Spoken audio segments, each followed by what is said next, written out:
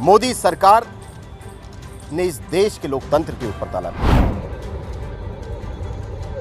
हर रोज opposition party के एक ना किसी नेता को उठा करके या तो ईडीआई के माध्यम से या सीबीआई के माध्यम से या अडानी अंबानी के काले धन के माध्यम से खरीदा जा रहा है, खरीदने की कोशिश की जा रही है और धमकाया जा रहा है, डर दिया। आप पूरा देश देख रहा है कि आज कांग्रेस को रोकने के लिए जिस तरीके से हथकंडे अपनाए जा रहे हैं सरासर गलत है। कांग्रेस के खाते सीज किए जाने के विरोध में कांग्रेस कार्यकर्ताओं और नेताओं ने साइबर सिटी के शंकर चौक स्थित आयकर विभाग के मुख्यालय पर जमकर विरोध प्रदर्शन किया। कांग्रेस के वरिष्ठ नेता पंकज डावर और वर्धन यादव की माने तो जिस तरह से भाजपा की सरकार ने लोकतंत्र की हत्या करने का काम किया है, उसे देश की जनता कभी माफ नहीं करेगी। भारत जोड़ो न्याय यात्रा से भाजपा की सरकार घबरा गई है। सरकार इस कदर डरी हुई है कि जब उसे कुछ नहीं दिखाई दिया तो इनकम टैक्स डिपार्टमेंट, जो कि उस अधीन आता है, से कहकर कांग्रेस के खाते सीज करवा दिए, जो कि भाजपा सरकार के डर को दर्शाता है। लोकसभा चुनाव सर पर है, ऐसे में कांग्रेस के खाते सीज किए जाने का कांग्रेस विरोध कर रही है।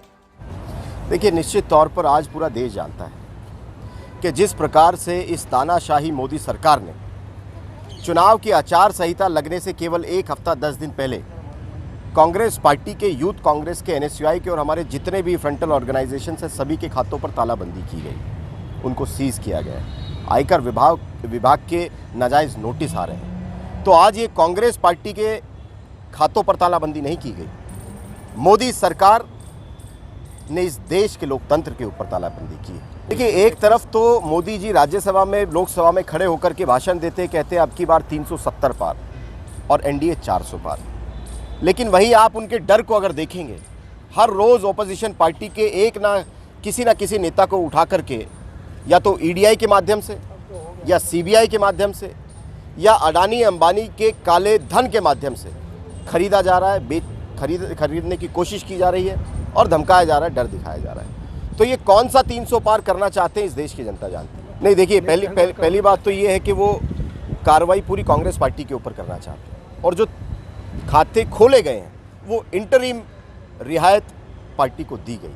अगली तारीख है, अगली तारीख पर इनकम टैक्स फिर से शोषण करेगा, फिर से पार्टी के अकाउंट्स को दोबारा देखने का काम करेगा, उनको अगले हफ्ते हो सकता है दोबारा सीज कर दिया जाए। तो इस देश की लोकतंत्र के ऊपर तालाबंदी हो चुकी है। दो चुनाव आपके चैनल के माध्यम से बताना चाहता हूं कि इस देश में 2024 का चुनाव आखिरी चुनाव होगा। देखिए, इसका सबसे मुख्य कारण जो है, मैं माननीय सुप्रीम कोर्ट के दिए हुए आदेश का बहुत सम्मान हम करते हैं। माननीय सुप्रीम कोर्ट ने इलेक्टोरल बॉन्ड्स को अनकॉन्स्टिट्यूशनल कहा और उससे भारतीय जनता पार्टी और इसकी सरकार में बहुत बड़ा रोष है, क्योंकि लगभग 90% इलेक्टोरल बॉन्ड्स के माध्यम से जो चंदा आता था वो केवल एक ही पार्टी को गया था। कांग्रेस पार्टी का अगर अकाउंट की आप बैलेंस शीट निकाल करके देखेंगे तो लोगों ने 100 रुपये, 70 रुपये, 80 रुपये, 67 रुपये इस प्रकार की डोनेशन पूरे देश से कार्यकर्ताओं ने और लोगों ने दी है कांग्रेस पार्टी को।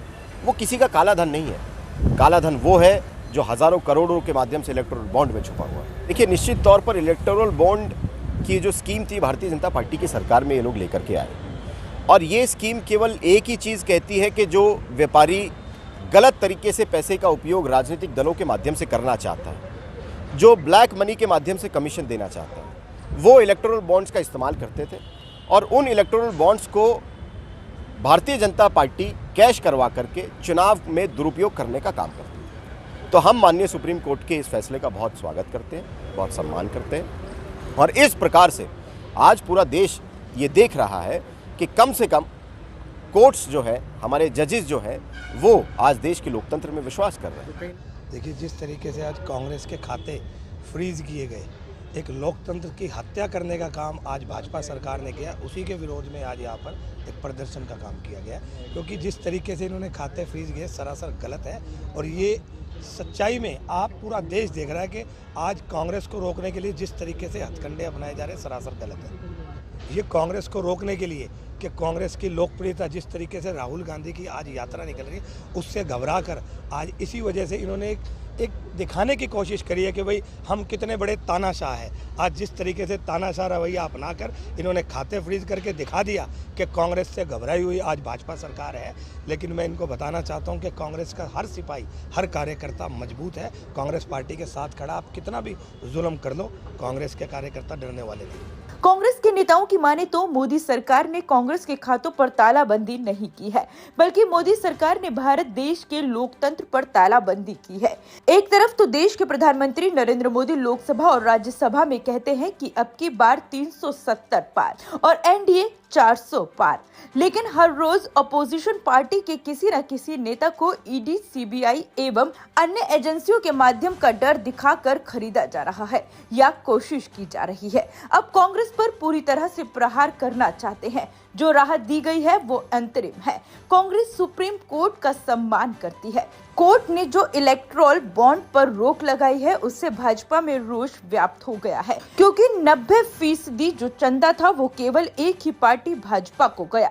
कांग्रेस के बैलेंस शीट देखें तो किसी ने 100 रुपए तो किसी ने 200 रुपए चंदा दिया, लेकिन भाजपा सरकार घबरा गई है और इस तरह के हथकंडे अपना रही है, जिसे कांग्रेस कतई बर्दाश्त नहीं करेगी और 2024 के चुनावों में कड़ा जवाब देगी। कांग्रेस द्वारा आयकर विभाग के मुख्यालय पर किए जा रहे प्रदर्शन कितने कारगर साबित होते हैं ये तो समय ही बताएगा।